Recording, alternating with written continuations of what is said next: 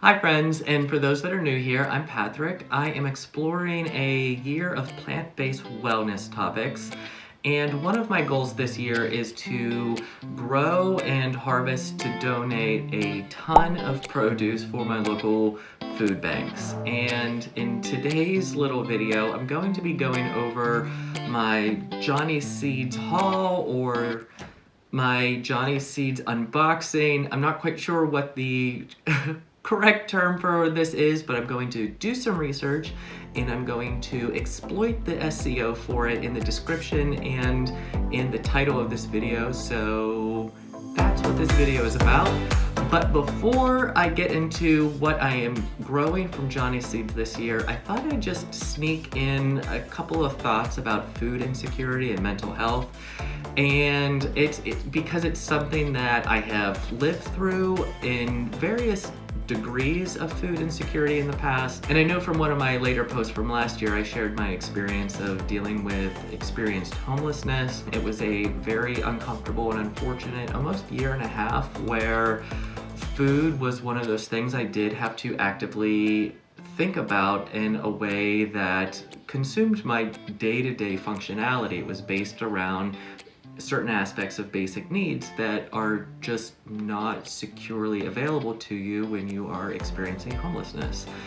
So now that I'm in a more secure phase in my life, I am exploring this topic and thinking about ways to give back to my community and more of like this plant-based aspect of offering food to address food insecurity for the community immediately around me.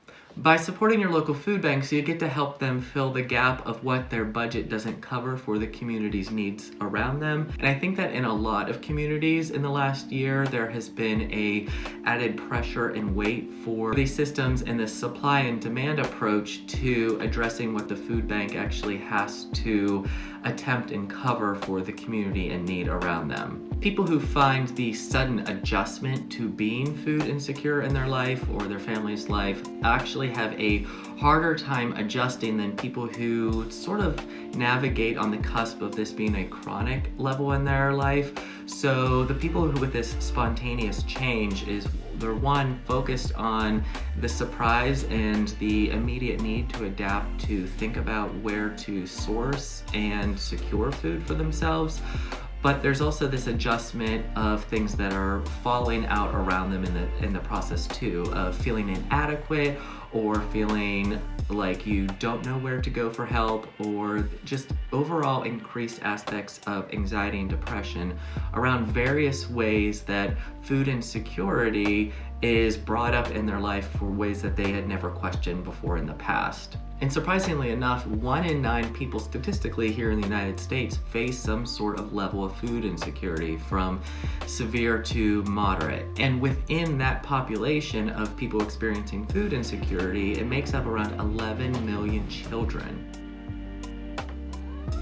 Children are obviously in less control of the dependability of securing food for their own well-being, and it puts them in the situation of one, being statistically sicker than their peers, but also addresses a mental health issue of not being able to necessarily thrive through their childhood and into adolescence, but puts them in this place of needing to survive, which is something that carries with them throughout their developmental years into adulthood. There are also the intersections of how food insecurity affects us in a physical health way with our mental health. And one of those topics actually addresses the gut-brain axis, and it's a lot of those things where I can boil this down to a little snarky way of saying how the yeast and the microbes in our gut are really controlling our mind and how we affect and navigate decision making. And I will just comment on a more primitive level of, if you don't know where your next meal is coming from, you spend a lot of your energy just on the idea of how to secure that particular basic need to survive and function through the next thing in your day for what will get you to the next day. So this is one of those immediate needs that if isn't addressed, it can be over-consuming in someone's life. And these are just obviously highlights or just quick little things that I'm talking about in relation to why I feel compelled to explore this particular thing in our garden space here on our little humble homestead property. We are just people who are expanding our own personal family garden space and trying to give back as best we can. This intersects a little bit with my personal experience of the past, with a little bit of my interest in the present, and also addresses something that is relevant in the community that has given back to us in a lot of ways. And yeah, so I don't really have a solid way to end that particular topic and transition into what I'm growing, but let's do a transition.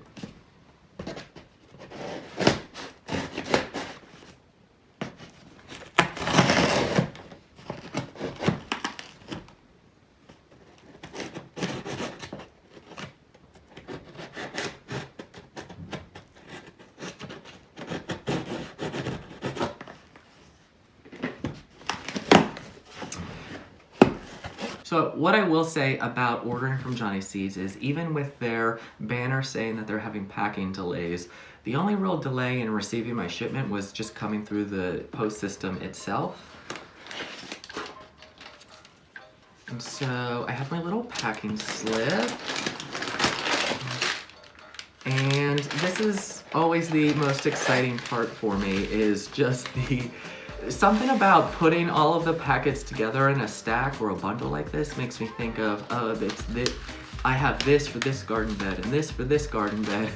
So it's a little silly, but I get excited when they're all bundled together.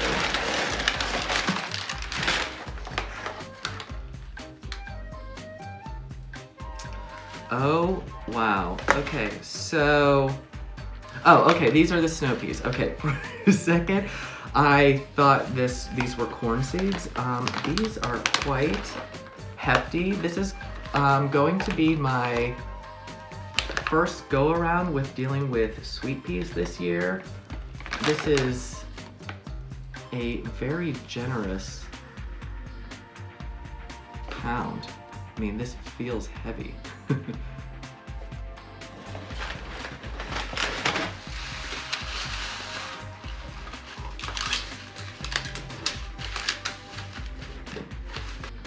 All right, so I have this sorted out of what I am specifically growing for the local food banks around me. As you guys remember, what was addressed to me on the phone is they get a lot of requests for things like kale and things that keep for them all throughout the winter in a pretty sustainable way that they can equalize distribution on a consistent dependability for people to pick up as far as produce is winter squash. So for the kale varieties, I was able to secure winter boar, star boar, red boar, and scarlet kale. And with that being said, we are also doing Yarndale pumpkin, the Tescabuto, which is a new variety that I've never heard of, but that specifically was recommended from the agent at Johnny Seeds. And I got a kombucha winter squash, as well as just an average, just as an average cooking pumpkin squash. And then as far as our home garden is concerned, I ended up securing some beet varieties that I'm excited for. Celery, which, as you mentioned, I am nervous about this particular addition to our garden space this year. It has notorious issues with flopping, and it also requires a little bit more water than most other vegetables. So I'm not quite sure where to even really put this except for on its own, which means I'm also giving up an entire garden bed for one particular thing, and I don't know how I feel about that right now. And so I'm going to have to think about the smartest way to map this out in my particular garden space. And then we have our smaller hot peppers, as you can remember from the stuffed pepper goal of garden space last year, whatever variety I ended up growing was rather a gargantuan pepper, and it had the right amount of spice, but it was a large bite for the goal of creating our family jalapeno poppers. So I have Black Magic and then Dragon's Toe. So sounds very, it's marketed very well for me to pick up. And then more beets. Apparently I'm really giving beets a go this year. And then for my pollinators, I have a new variety of flower that I've never grown before in the wheelhouse of expanding my comfort with annuals, is the Craspedia, and they look like these cute little yellow globes at the end of a stick. I don't know why, I just find them so beautiful. And then I have a bunch of sunflower varieties for the sunflowers. I plan to expand even more than I did last year for Caleb's little visual aesthetic of sunflowers out in our landscape. So there are a couple things that still haven't arrived, and that is cauliflower and horseradish. They are on back order currently. Cauliflower is actually something I decided to add last minute to my growing goals for the local food banks. It's something that can keep well, it's highly nutritious, and I've always had good success in growing it. This is going to be the first year I've grown a significant volume of it, so I think that might be a learning curve. But yeah, this is my haul from Johnny's Select Seeds. One of the places that I depend on year after year with filling in the holes of whatever I want to grow that I didn't keep my seeds for my garden space last year. And yeah, so another hard transition to remind you to grow from where you are, and I will share more with you soon. Tschüss!